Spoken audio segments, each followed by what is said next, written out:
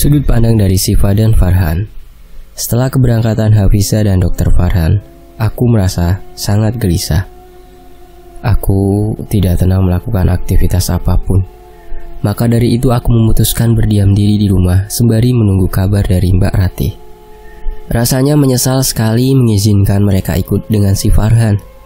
Mengapa Mbak Ratih belum memberi kabar juga? Pikirku, apa mungkin aku terlalu berlebihan karena khawatir? Baru saja berangkat, aku sudah mengharapkan ada pesan ataupun panggilan masuk dari Mbak Ratih. Mungkin lebih baik aku mengisi waktu membaca novel baru untuk menghilangkan kegelisahan ini. Aku beranjak dari tempat tidur. Bagaimana bisa pintu yang sudah aku kunci terbuka dengan sendiri? Kututup pintu depan kembali. Aku berusaha membuang jauh-jauh pikiran negatif. Kerket. Ini kedua kalinya. Astagfirullah. Kenapa pintu kamar Mbak Ratih juga tiba-tiba terbuka? Aku mengambil pintu kamar Mbak Ratih. Tidak ada apa-apa di sana. Jika angin, sangat mustahil. Apalagi ia selalu mengunci pintunya dan meletakkan kunci kamar di laci. Aku berusaha tetap tenang. Meskipun keringat dingin sudah mulai keluar dari tubuhku, kakiku gemetar jika dipaksakan terus melangkah. Dadaku berdegup sangat kencang. Kututup kembali pintu kamar Mbak Ratih perlahan. Suara apa itu? Setelah pintu sudah aku tutup kembali, aku mendengar suara sesuatu yang jatuh dari dalam kamar Mbak Ratih. Ya Tuhan, suara apa lagi itu? Ada dua pilihan antara masuk dan tidak masuk. Kulangkahkan kaki menjauh, namun aku sangat penasaran. Suara apa di dalam kamar sebenarnya? Bismillah, aku akan masuk. Tidak mungkin ada hantu siang-siang begini. Ya Tuhan, berikan keberanian dan hilangkan imajinasi buruk ini. Perlahan aku membuka pintu kamar Mbak Ratih. Ternyata ada apa di sana?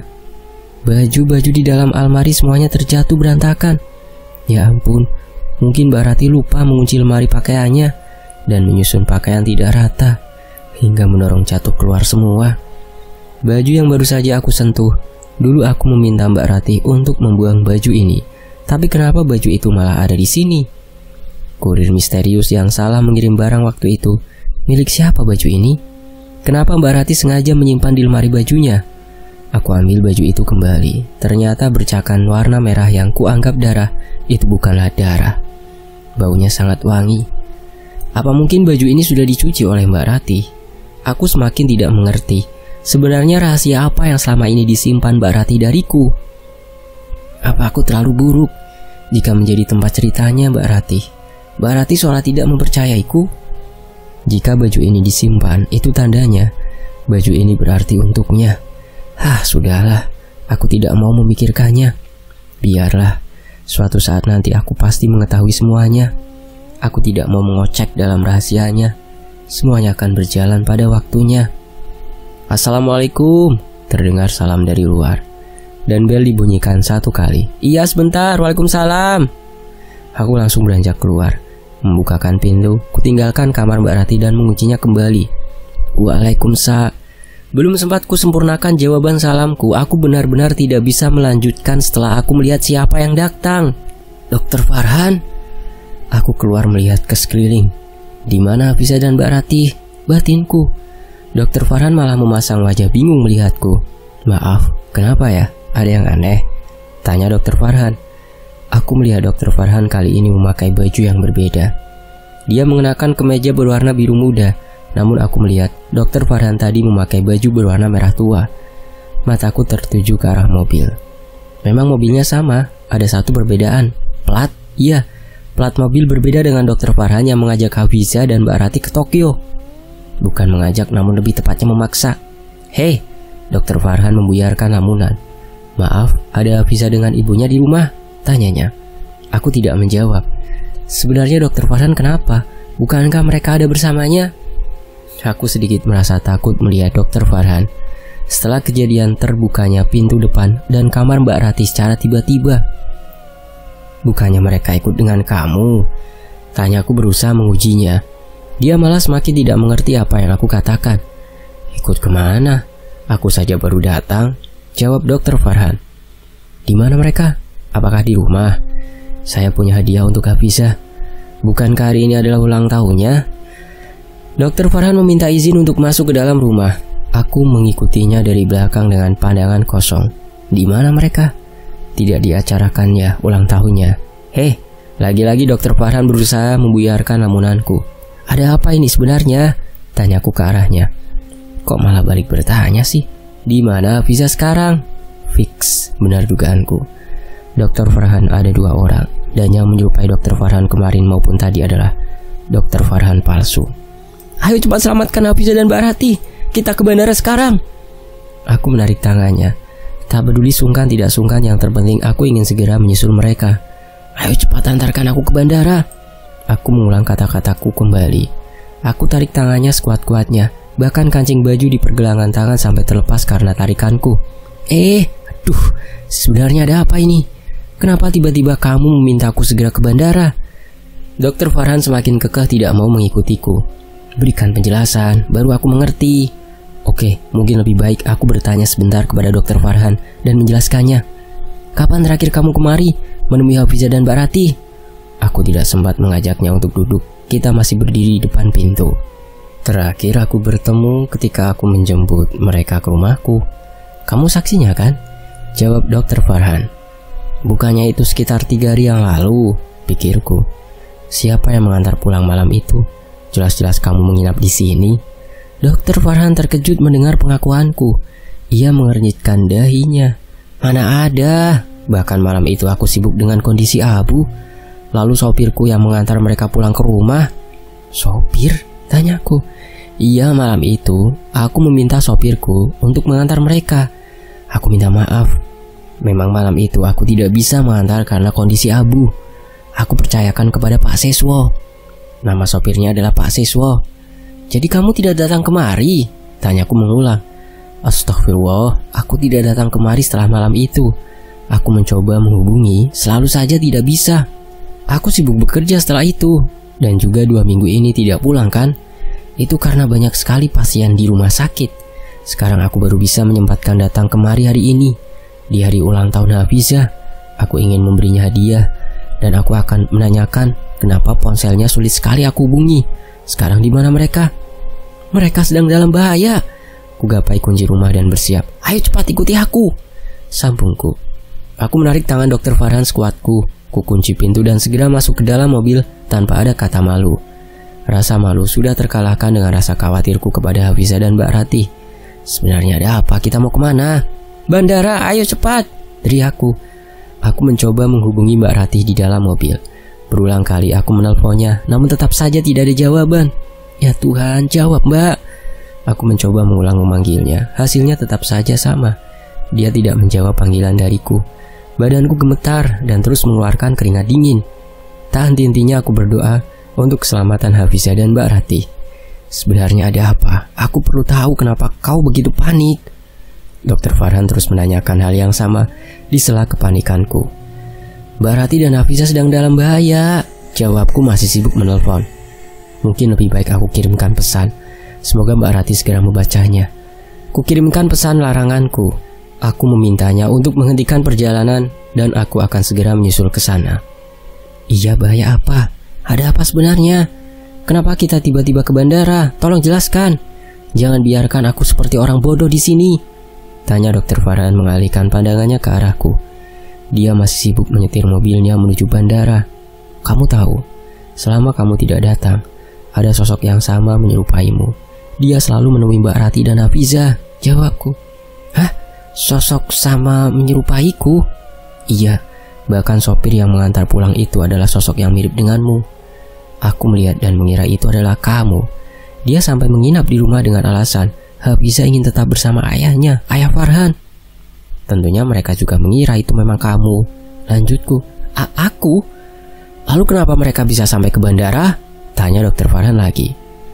Belum sampai di situ, seseorang yang kukira itu adalah kamu. Dia memberikan pengakuan palsu tentang kamu dan Mbak Rati yang telah berbuat zina. Ya Tuhan, kenapa dia jahat sekali? Disinilah awal kepanikannya. Dia meminta Mbak Rati untuk ikut dengannya, untuk membahagiakan Hafiza di hari ulang tahunnya. Bukan meminta, namun dia memaksa. Pagi tadi mereka dijemput dan berangkat ke bandara dengan mobil yang sama, namun plat berbeda. Tiba-tiba mobil digas dengan kecepatan maksimal. Entahlah, aku tidak peduli lagi. Kecepatan ekstra ini membuat jantungku seperti mau lepas karena takut. Biarkan saja. Aku hanya ingin Mbak Rati dan Hafiza selamat. Semoga kami tidak terlambat ke sana. Aku melihat wajah Dr. Farhan begitu panik. Berbeda dengan sebelumnya ketika ia belum mengetahui. Aku terus memperingatkannya untuk tetap berhati-hati. Untung saja jalan raya tidak terlalu ramai hari ini. Aku masih sibuk memantau layar ponsel. Status pesan belum juga terbaca. Aku berusaha mengulang memanggil, namun status tidak berdering. Ya Tuhan, kenapa WhatsApp dan panggilan telepon biasa tidak aktif semua? Aku benar-benar takut dan gelisah. Aku mengecek jadwal keberangkatan pesawat ke Tokyo. Ternyata tidak ada jadwal untuk hari ini. Ya Tuhan, semakin bertambah kecemasanku. Semoga Tuhan melindungi kalian. Aku sampai di bandara. Dr. Farhan masih di dalam, mematikan mesin mobilnya. Aku berlari keluar mendahuluinya. Kita berpencar untuk mencari Mbak Rati dan Hafiza. Siapa itu? Dan singkatnya Mbak Rati dibawa keluar bandara. Mbak Rati masih dalam pengaruh obat penenang. Bahkan Dr. Farhan menyuntikkan obat tidur agar dia bisa beristirahat dan tidak selalu menangis. Aku akan menjemput Dani pulang ke rumah sekarang. Dr. Farhan beranjak mengambil kunci mobil yang tergeletak di meja. Siva, tolong jaga dia. Telepon aku kalau ada apa-apa. Kunci semua pintu. Aku akan kembali bermusyawarah dengan Dani. Bagaimana solusi dan jalan keluarnya nanti? Iya pasti, hati-hati, jawabku. Mbak Rati, kenapa ini semua bisa terjadi? Semua ini penuh dengan misteri, tanyaku di samping Mbak Rati yang belum bisa kuajak bicara. Bagaimana keadaan Hafiza sekarang ini? Di mana keberadaannya dan siapa yang membawa Hafiza saat kita tidak tahu? Siapa sebenarnya orang yang menyerupai Dr. Farhan? Mengapa orang itu melakukan kejahatan dengan cara halus seperti ini? Kenapa aku berpendapat orang itu bukanlah manusia melainkan dia adalah jin? Tapi apa tujuannya? Jin memang dapat menyerupai apa saja yang ia inginkan. Meskipun tidak semuanya begitu. Apakah Mbak Rati menyembunyikan sesuatu dariku? Ada rahasia apa yang selalu ditutupinya? Kreket. Lagi dan lagi aku mendengar suara pintu yang terbuka dari arah depan. Jelas-jelas aku sudah mengunci pintu setelah Dr. Farhan berpamitan menyebut Dani. Astagfirullah. Pintu tertutup dengan keras. Spontan aku menjerit. Kemudian aku langsung mengirim pesan Dr. Farhan melalui ponsel Mbak Rati. Karena nomor WhatsAppku belum juga dibuka dari daftar blokir olehnya. Aku sungkan jika harus meminta agar ia melepas nomorku untuk kepentingan Mbak Rati. Sekarang ada di mana? Cepat kembali. Kukirimkan satu pesan kepada Dr. Farhan. Status pesan langsung terbaca dan dia langsung membalas pesanku. Tunggu, sebentar lagi kita sampai. Kuletakkan kembali ponsel di atas meja. Aku sudah mulai sedikit tenang karena mereka sebentar lagi akan sampai. Suara klakson mobil Dr. Farhan terdengar. Sepertinya mereka sudah sampai. Tidak dengan waktu lama setelah itu Dani masuk setengah berlari menghampiri kami. Dia memeluk tubuh Mbak Rati sambil menangis.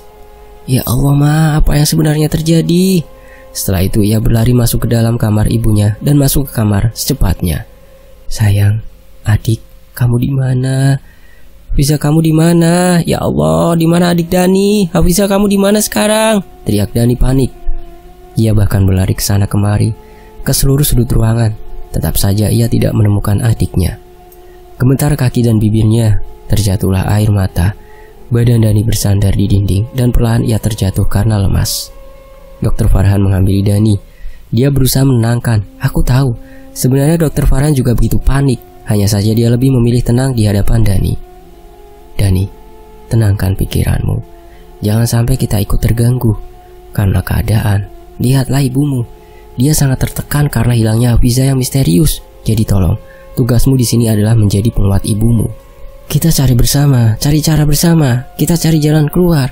Semoga Hafiza cepat ketemu, saran Dr. Farhan. Dani mengangguk. Dia mengerti apa yang dikatakan Dr. Farhan. Kemudian ia mendekat dan berusaha duduk dengan pikiran yang lebih tenang. Mbak Rati masih belum bisa kami ajak bicara karena masih dalam pengaruh obat bius. Kami bertiga mulai membahas bagaimana caranya menemukan Hafiza. Dani, apakah sebelum ini ibumu mempunyai masalah dengan sesuatu yang berbau mistis? Tidak, hanya saja dulu mama sering sakit-sakitan ketika tinggal di rumah lama. Hingga akhirnya kami pindah ke rumah nenek dan kakek. Setelah itu mama hidup dengan normal sampai saat ini, jawab Dani. Apa kamu mengetahui apa penyebabnya? Dr. Farhan terus bertanya. Aku tidak tahu. Sepertinya karena jin yang mencintai mama waktu itu. Apa? Jin? Jadi Mbak Rati pernah dicintai oleh jin? Kenapa dia tidak menceritakannya padaku? Batinku. Sepertinya Dr. Farhan juga terkejut dengan jawaban Dani. Dia seperti tidak percaya dengan penjelasan Dani yang sangat di luar nalar. Kalau memang benar apa yang kamu katakan, kemungkinan besar Hafizah dibawa oleh jin yang mencintai ibumu, simpul Dr. Farhan. Aku tidak tahu pasti karena waktu itu aku belum dewasa. Sekiranya ada rahasia aku pun tidak tahu, jawab Dani dengan polosnya. Ia terus memandangi wajah ibunya. Ya Tuhan, serumit inikah? Batinku. Mas Yadi, iya, aku akan menanyakan masalah ini kepada Mas Yadi. Aku yakin dia pasti mengetahui sesuatu. Mana mungkin tidak. Ketika Mbak Rati sakit, siapa lagi yang merawat selain orang tuanya? Dok, bisa mengantarku ke suatu tempat? Sepertinya aku tahu kemana kita mencari informasi tentang Mbak Rati, ajakku penuh harap. Kemana? Ke sel tahanan, menemui Mas Yadi, kakakku. Kakak? Apakah kalian mempunyai kakak lagi? Oh, ternyata selama ini Dr. Farhan mengira aku adalah adik kandung dari Mbak Rati. Dia mengira kita saudara sekandung. Mungkin Mbak Rati tidak menceritakan ini kepada Dr. Farhan, begitupun Dani. Maaf, aku adalah adik ipar Mbak Rati. Mas Yadi itu adalah kakak kandungku, sekaligus dia adalah mantan suami dari Mbak Rati, ayah kandungnya Dani. Ayo, tidak ada waktu lagi. Dani, tunggu kita kembali lagi kemari. Jangan pernah tinggalkan mama sendiri. Kalau ada apa-apa, telepon tante, jelasku. Iya, semoga ada titik terang. Amin, doakan ya. Tanpa basa-basi lagi, kami berangkat menuju sel tahanan menemui Mas Yadi. Singkat cerita, sampai di sel tahanan. Aku tidak tahu. Itulah jawaban Mas Yadi ketika aku bertanya tentang Mbak Rati. Kenapa Mas Yadi bungkam begitu? Aku tahu pasti Mas Yadi mengetahui sesuatu. Aku mengulang pertanyaanku. Tetap saja dia selalu menjawab tidak tahu ke arahku. Kali ini Dr. Farhan yang mencoba menanyakan hal yang sama kepada Mas Yadi. Kenapa kamu menanyakan hal ini padaku? Bukankah kamu sudah menjadi suaminya? Apakah Rati tidak menceritakan apa-apa padamu? Mas Yadi menjawab dengan nada malas. Suami? Mas Yadi mengira mereka sudah menikah. Karena terakhir kami kemari, dia mengetahui rencana pernikahan antara Mbak Rati dan Dr. Farhan. Mungkinkah Mas Yadi cemburu sehingga ia tidak mau menjawab apapun di sini? Mas, tolong beritahu aku. Sebenarnya apa yang kamu tahu dari Mbak Rati sebelum ini? Tanyaku memaksa. Maaf Mas, sampean tidak perlu cemburu. Aku bukan suami dari mantan istrimu. Jadi untuk saat ini tolong beritahu kami demi kebaikannya, Dr. Farhan menjelaskan.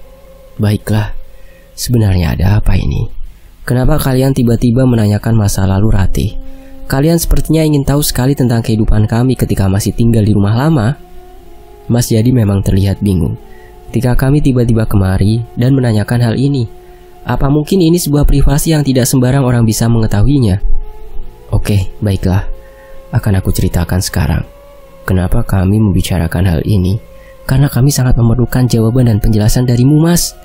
Aku mencoba menceritakan apa yang terjadi, tentang kesedihan Mbak Rati saat ini, jiwanya terganggu, tentang sosok lelaki yang menyerupai Farhan, dan hingga akhirnya ia membawa Hafizah secara misterius. Hafizah? Siapa dia? Loh, bukannya itu anak kalian? Tanya Dr. Farhan. Anak kami hanya satu, Dani. Lalu siapa itu Hafizah? Muncullah lagi teka-teki baru. Sebenarnya siapa itu Hafizah kalau dia bukan anak dari Adi? Tidak mungkin Hafizah anak dari Abu Ray karena mereka belum pernah menikah sebelumnya. Sudah, jangan pikirkan itu, fokus dengan penjelasannya saja, kataku mengalihkan pembicaraan ketika melihat diamnya Dr. Farhan. Mas Yadi mulai menceritakan kejadian 5 tahun silam. Kami dengan serius mendengarkan ceritanya. Ya, cerita tentang bagaimana awal mula kejadian itu. Singkat cerita, Mas Yadi berkata, tapi aku tahu betul, bayi itu lahir dalam bentuk asap hitam yang sangat tebal, terbang dan hilang dalam sekejap. Mas Yadi meyakinkan kami bahwa bayi itu seketika hilang dalam sekejap. Mbak Rati hanya mengandung janin itu selama 9 bulan. Setelah itu hilang entah kemana. Hingga pada akhirnya kami pindah ke rumah orang tuanya. Namun aku hanya mengantar. Mas Yadi memberhentikan perkataannya. Setelah itu aku menceraikan Rati dengan alasan aku tidak mau melanjutkan hubungan dengan wanita yang sudah disetubuhi oleh bangsa jin. Memang dia menangis dan memintaku untuk mengurungkan niatku, tapi sayang sekali aku tetap meninggalkannya dan memilih menikah dengan wanita lain. Dan di sini Mas Yadi juga mengaku bersalah karena telah berselingkuh. Mas Yadi tengah menangis di depan kami. Aku menyesalinya.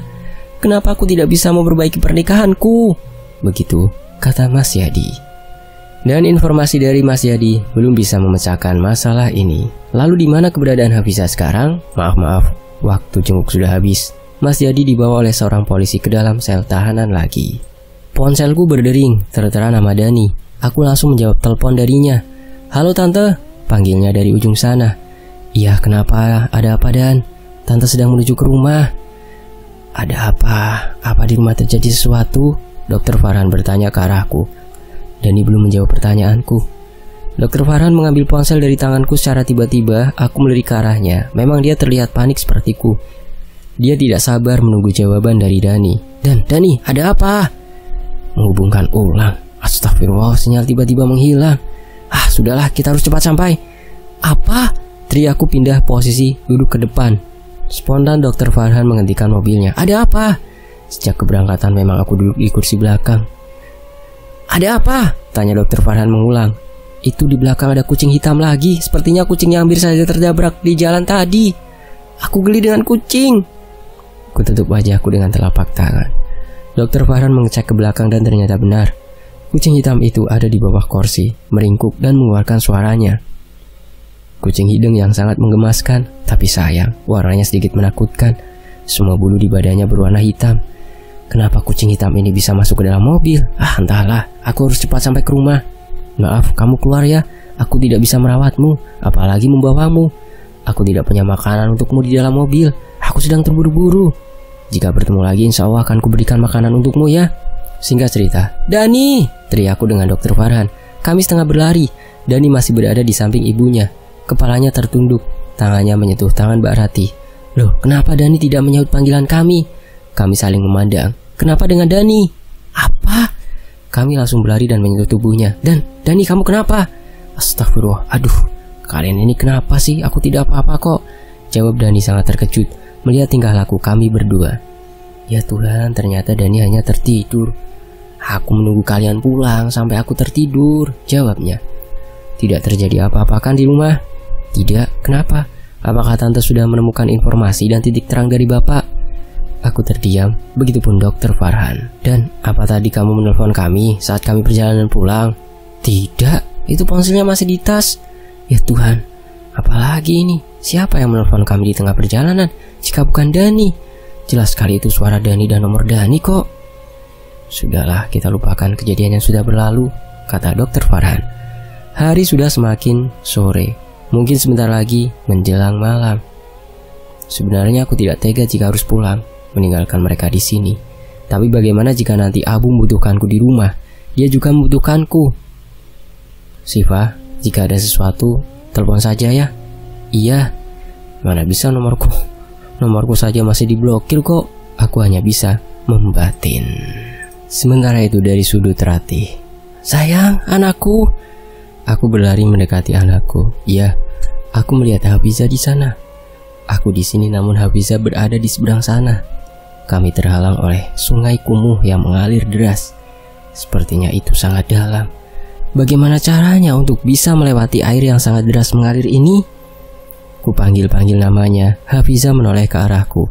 Dia melambaikan tangan dan berlari menjauh dari posisi itu. Mau kemana Hafizah ya Tuhan? Aku sudah seperti orang kebingungan. Ingin rasanya mengejar anakku, tapi melewati sungai yang menghalangi kami saja, aku tidak bisa. Hafizah berlari masuk ke dalam semak-semak. Dia terus berlari, memasuki semak yang satu ke semak yang lain. Sementara itu, dalam sekejap aku sudah berada di tempat yang berbeda. Aku melihat anakku didekap oleh seorang wanita. Wanita itu berbaju hitam dan mengenakan jilbab berwarna hitam. Siapa wanita itu? Aku melihatnya dari sisi belakang. Sayang, Hafizah. Usahaku memanggilnya tidak berhasil. Mereka tidak melihatku. Sayang, ini ibu, kemarilah. Ibu mencarimu. Tetap saja kata-kataku tidak bisa didengar. Sekuat apapun aku bersuara, namun suaraku bagaikan terbawa angin dan hilang entah kemana. Jangan bawa aku, Hafizah sayang, tolong ibu. Aku berteriak ke arah Hafizah, namun wanita itu menyempatkan menoleh ke arahku. Nenek, ucapku. Kenapa nenek ada di sini? Kenapa Hafizah bersama nenek Thohir? Ya Tuhan, apalagi ini? Aku sudah terseret jauh dari posisi mereka. Dua orang berjubah hitam membawaku semakin jauh dari anakku. Di sisi lain, Hafizah. Perlahan aku membuka mataku, pandanganku masih samar-samar. Dani berada di sini, tertidur pulas menyentuh tanganku. Mbak sudah bangun? Siva berlari menghampiriku. Dia masih mengenakan mukena lengkap. Mungkin baru saja selesai sholat. Siva, di mana Hafizah, Siva? Sedih sekali rasanya mengingat Hafizah. Dia sudah tidak bersamaku lagi. Andai saja aku bisa lebih tegas, tidak mungkin aku berpisah dengan Hafizah. Di sisi lain, ku lepas mukenaku seusai sholat asar. Aku menutup semua jendela dan segera ke depan. Sudah mau hujan lebat begini, mereka belum juga pulang. Karena mereka menyebar poster untuk mencari Hafizah. Aku hanya bisa duduk menunggu di ruang depan. Angin yang berembus melalui celah ventilasi menusuk ke dalam tubuh. Langit yang cerah berubah menjadi sangat mendung, hingga akhirnya hujan turun begitu lebat dan disertai angin yang besar. Di rumah aku seorang diri, tidak ada si kecil Hafizah, anakku. Dani dan yang lainnya juga belum sampai rumah. Berkali-kali aku mencoba menghubungi mereka, tetapi tetap saja tidak bisa. Sebenarnya kemana mereka? Kenapa semuanya tidak aktif begini? Apakah mereka baik-baik saja? Kugenggam ponsel dan kuletakkan di dalam dadaku. Beginilah pemikiran seorang ibu. Jujur saja aku sangat khawatir dan selalu saja berpikir yang tidak-tidak. Sekeras mungkin aku mencoba membuang pikiran buruk yang melintas. Ibu, suara itu sangat jelas kudengar. Hafizah, aku berlari ke ruang tengah. Aku mendengar jelas suara Hafizah memanggilku, tapi di mana dia? Ya Tuhan, aku hanya berhalusinasi. Suara bel berbunyi. Itu pasti mereka.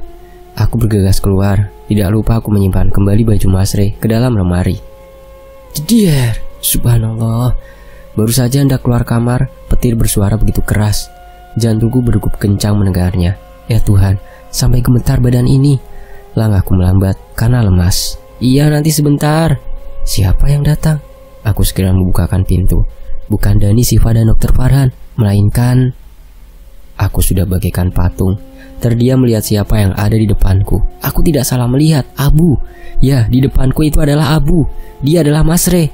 Dia datang basah kuyup, rambutnya basah hingga mata kakinya, karena ia berlari dari posisi mobil dan terkena air hujan. Aku tidak salah melihat. Abu datang kemari, sudah sembuh. Masre menemuiku. Apakah dia sudah ingat siapa dirinya sebenarnya? Apa dia sudah mengingatku dan Hafizah? Abu. Aku memanggil dengan menyebutnya Abu. Aku ini Ray. Aku bukan Abu lagi. Jawabnya dengan wajah serius. Masre. Aku mengulang memanggilnya dengan sebutan Masre. Ya, dia adalah Masre. Aku sudah ingat siapa diriku, Ratih. Aku adalah Ray. Aku menangis di depannya. Jujur saja aku sedikit tak percaya Masre telah mengingatku. Kuceritakan perihal hilangnya Hafizah. Dia menyentuh pundakku dan berusaha menenangkanku. Sungguh rasa ini begitu pilu. Masre kembali namun Hafizah tidak tahu di mana. Aku sudah tahu. Mas Farhan sudah memberitahuku, jawabnya. Ternyata Mas Farhan sudah memberitahu Masre tentang hilangnya Hafizah. Masre memintaku untuk bersandar di dadanya. Ia mencoba meraih dan memelukku perlahan. Aku tidak bisa menolaknya karena aku memang benar-benar membutuhkan sandaran di saat sedihku. Aku juga sangat bahagia Masre kembali dan sudah mengingat kami. Tetapi aku merasakan ada perbedaan pada diri Masre. Aku ingat betul, dekapan dan pelukannya tidak seperti ini. Kenapa aku tidak merasa nyaman di pelukannya? Aku tidak bisa tenang dan tidak menemukan ketentraman sedikit pun. Lain dengan dulu. Kenapa aku merasa dia bukanlah Masre? Dia benar-benar asing layaknya orang lain. Pelukan siapa ini? Aku menghindar dan berusaha menjauh. Ratih, kamu kenapa? Apa kamu tidak merindukanku? Masre tidak akan bersikap tenang mendengar Hafizah hilang. Dia akan panik. Dan tentunya tidak menggunakan situasi ini sebagai kesempatan. Siapa kamu sebenarnya? Aku tidak merasakan nyaman di dekatmu. Kamu seperti orang asing di sini. Aku tidak bisa tenang dan sama sekali tidak merasakan ketenteraman. Kamu bukan Ray, aku bisa merasakannya. Jangan berani-beraninya menipuku. Siapa kamu? Apakah kamu yang menjelma menjadi Dr. Farhan dan membawa anakku? Apa maksud perkataanmu, Ratih? Aku Ray. Aku sudah mengingat semuanya. Namun ini balasanmu dengan menuduhku. Tidak, sekarang jawab pertanyaanku. Di mana anakku sekarang? Di mana Hafizah? Kemana kau bawa anakku? Aku terus mendesak Masre yang ada di depanku. Aku bisa merasakan pelukan dan dekapan Masre. Tapi ini bukan dia. Dia bukan Masre. Dia adalah orang asing. Apa yang harus aku buktikan supaya kau percaya, Ratih? Aku sudah kemari menemuimu. Aku ingin mengajakmu mencari Hafizah bersama-sama. Lalu siapa nama ibumu? Aku mengajukan beberapa pertanyaan kepada Mas Re. Ibuku adalah Retno, jawabnya tenang. Dari mana asalmu? Asalku dari bangsa jin yang mempunyai keinginan hidup bersamamu. Lalu apakah kamu sudah menjadi manusia? Aku bertanya lagi ke arahnya. Terlihat memang dia menjawab dengan tenang tanpa beban. Aku sudah menjadi manusia. Apa kau lupa dengan perjuangan kita? Kau juga yang membantuku mewujudkan impianku menjadi seorang manusia seutuhnya, bukan? Ya Tuhan, kenapa jawaban dia benar? Dia juga tenang-tenang saja menjawabku. Bagaimana jika dia itu benar-benar Mas Re? Tidak, dia bukan Mas Re. Kuajukan beberapa pertanyaan lagi untuknya.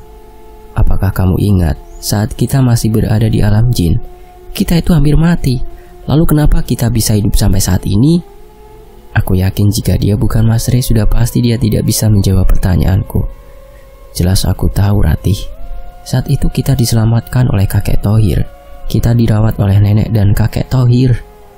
Bahkan aku bisa menjadi manusia karena bantuan kamu menemui ibuku di masa lalu. Nenek dan kakek Thohir jugalah yang membantu mewujudkan impian. Aku terdiam saat itu juga. Ya Tuhan, ternyata dia benar-benar Mas Re. Tapi kenapa aku tidak bisa merasakan sosok Re yang kukenal dulu? Apa kamu tidak percaya? Kemarilah, aku sangat merindukanmu kekasihku. Bukan mendekat, namun aku semakin menjauh darinya. Kuajukan satu pertanyaan lagi. Aku memerlukan satu bukti lagi supaya aku bisa mempercayaimu. Apa itu? Sebutkan sayang. Jika kamu benar Mas Re, ikuti dua kalimat ini. Asyhadu alla ilaha illallah wa asyhadu anna Muhammadar Rasulullah. Bersambung, bagaimana jawaban sosok Re itu ketika ia diminta menirukan dua kalimat syahadat? Nantikan kelanjutannya. Mohon maaf jika ada salah kata, salah ejaan atau belepotan dalam saya membacakannya ya. Terima kasih untuk penulisnya Kak Nurwatinisi. Terima kasih teman-teman yang sudah menyimak sejauh ini. Ini insya Allah 2 part lagi selesai ya. Doakan semoga lancar. Saya pamit. Wassalamualaikum. 2 bagian lagi ya.